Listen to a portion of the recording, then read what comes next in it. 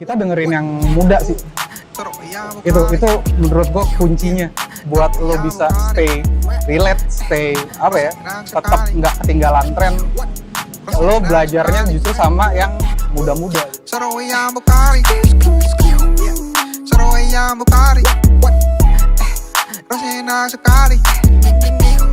Nama istri ketiga Presiden Indonesia.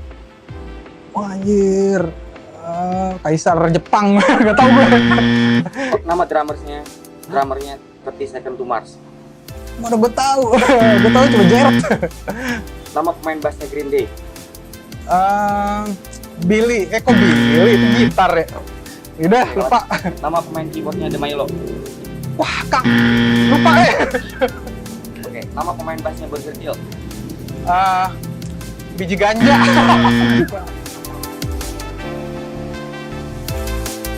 Kalau berkarir lebih sebenarnya pengaruh keluarga sih. Jadi kayak gue anak paling kecil ya, terus kakak-kakak gue itu mostly hobinya musik gitu. Jadi gue ngikutin mereka sih, sesimpel itu aja. Kayak kakak gue pada main gitar, gue main gitar. Mereka dengerinnya band apa, gue dengerin juga gitu. Cuma pada saat sekitar udah mulai beranjak dewasa, barulah tuh gue mulai punya jalan sendiri gitu. Musik yang gue dengerin udah mulai beda gitu. Sekarang lebih banyak produksi sih untuk beberapa rapper. Terus gue lagi ngerjain album juga, EP sih. Gue lagi ngerjain EP untuk si Mardial. Album musik untuk Mamang Cashboard juga gue lagi bikin. Jadi ada album konsepnya parodi gitu. Nah, kalau konten video itu mungkin kalau komedian gitu ya, gue belajar dari banyak komedian. Mereka mengangkat keresahan sih, keresahan yang mereka rasakan gitu. Dan gue juga, jadi dalam konteks gue kontennya yang lebih ke musik tapi gue kemas dalam komedi, keresahan gue yang terjadi di dunia skena musik gitu. Kalau Twitter, karena Twitter sifatnya lebih linear ya, mungkin sosial media lain algoritmanya udah bikin kita nggak se-real time itu gitu. Jadi kalau Twitter, apa yang terjadi di detik ini gue lihat. Dan Twitter sebenarnya paling bebas buat berekspresi ya dari semuanya, karena dia tidak ada censorship. Itu yang menurut gue paling asik dari Twitter. Tetap ada rules-rulesnya yang standar internasionalnya ya, tapi nggak ada standar yang ngeselin kayak di Facebook, Instagram. Lo ngasih unjuk pentil aja nggak boleh gitu, istilahnya gitulah. Kalau di Twitter, for the sake of apa ya, freedom of speech, boleh. Jadi sekarang gue lihat tergerus sama industri aja sih. Mungkin nggak cuma di Jakarta, mungkin di tempat lain juga. Si DJ mau nggak mau harus ngikutin standar yang ada gitu. Sedangkan standar yang ada menurut gue sifatnya kurang edukatif gitu. Karena musik walaupun emang buat senang-senang, tapi juga harus ada apa ya, ada nilai edukasinya sih. Jadi untuk mempertahankan skena dari genre-genre yang harusnya kita rawat, itu udah susah. Kayak anak house udah susah buat nyari crowd yang bagus gitu, yang bener-bener tahu musiknya, dan genre-genre lain juga kayak gitu. Gue tetap ngelihat dari bigger picture-nya ya, kayak ada sebuah event atau venue yang kira-kira menurut gue kurs banget, gue nggak bakal di tempat itu juga, saat itu juga ngomel juga sih. Kayak gue pasti cuma kayak ngeliat, iya sih ya, kayak memaklumi, kayak ya udah mau gimana sih ya, crowd juga sukanya cuma buat dateng have fun mabok gitu, ya udah. Jadi gue nggak sampai seberani itu juga sih. Cuma kalau resah dalam hati ya jelas, atau kita sekedar ngobrol sama sesama pelaku pasti sering gitu.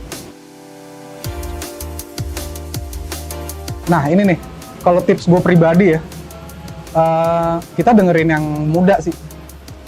Itu menurut gue kuncinya buat lo bisa stay relate, stay apa ya, tetap nggak ketinggalan tren.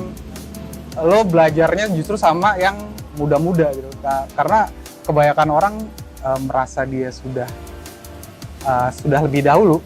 Di situ dia mulai jumawa dan nggak mau dengerin yang muda. Dari dia nggak mau dengerin yang muda itu ya jadinya nggak asik.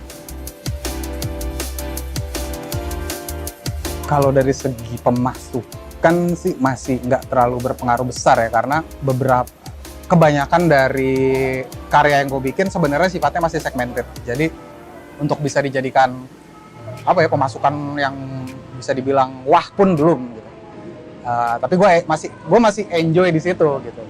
Walaupun pernah beberapa kali mencoba untuk kayaknya gue harus going mainstream nih, kayak udah belajar industrinya, udah tahu orang maunya apa. Sebenarnya bisa aja nih kalau kita lakuin. Gue mikirnya gitu pernah, cuma sekarang ini gue masih mau berkreatif ria lah. Jujur aja sebenarnya gue masih agak flat gitu, nggak terlalu yang pengen besar juga gitu. Jadi tapi pasti gue pengen, tapi nggak sekarang sih. Karena gue merasa kayak sekarang terlalu cepet ya, maksudnya perkembangannya terlalu cepet. Kadang-kadang faktor luck juga berpengaruh. Jadi kayak seandainya gue melihat kondisi industrinya kayak sekarang, terus ya udah deh gue ikutin standar industri yang sekarang. Pada saat akhirnya gue achieve standar itu, mungkin udah berubah lagi gitu. Jadi gue maunya nggak terlalu mengikuti, tapi biarin aja gue terus melakukan proses kreatif sampai akhirnya ada yang mengikuti sih. Jadi gue tetap berharap pada faktor luck tadi. Di situ emang gue udah expect kalau bekerja sama tokoh yang bisa dibilang punya banyak fans dan juga haters, ya resikonya pasti kayak gitu. Jadi gue nggak terlalu ambil pusing sebenarnya, dan kebetulan gue sama Arab juga temenan sih. Jadi kayak dia pun juga mengetahui kalau itu akan terjadi gitu. Jadi kemarin itu kita berkarya aja, dan kebetulan emang lagi banyak dapet dukungan gitu dari record label luar kan. Jadi kita menganggap itu sebagai, waktu itu kalau gue pribadi lebih ke kesempatan sih. Gue sendiri pribadi emang nggak terlalu punya ekspektasi yang tinggi banget. Jadi gue nggak terlalu kecewa lah dengan komen-komen, dan si Arab sendiri mungkin juga sudah dewasa untuk menyikapi yang model kayak gitu. Skena sekarang ya. Plusnya adalah orang-orangnya pinter, jadi karena sekarang nyari informasi gampang, nggak kayak zaman dulu ya, mau belajar apa beli majalah gitu. Sekarang buka HP udah semua di situ, itu plusnya, semuanya pinter. Minusnya ya gara-gara semuanya pinter jadi so tau gitu. Jadi tiba-tiba banyak pakar dadakan sih. Pada saat pakar dadakan itu muncul, kadang-kadang salah kaprah lagi, balik lagi ke situ. Jadi kayak gue punya banyak kanal kayak YouTube, Twitter segala macem. Hampir tiap hari selalu ada kesalah kaprahan hampir tiap hari. Dan udah bagi gue nggak perlu direspon gitu, karena ya udah tanggung jawab masing-masing lah. Mereka sebenarnya bisa belajar sendiri gitu. Tapi kalau ada 1-2 hal yang perlu diluruskan, gue pasti luruskan gitu sih. Kalau buat gue sendiri, kunci apa ya? Bukan kunci sukses ya. Kunci eksistensi supaya terjaga itu adalah kita harus tetap dengerin yang muda sih. Jadi kadang-kadang ada orang yang sudah merasa dia sudah lebih dulu, udah nggak mau dengerin lagi tuh suara-suara yang muda. Padahal yang muda ini yang akan menggerakkan gitu kan. Jadi buat gue pribadi, yang bikin gue tetap sampai sekarang, gue selalu dengerin siapapun termasuk yang muda.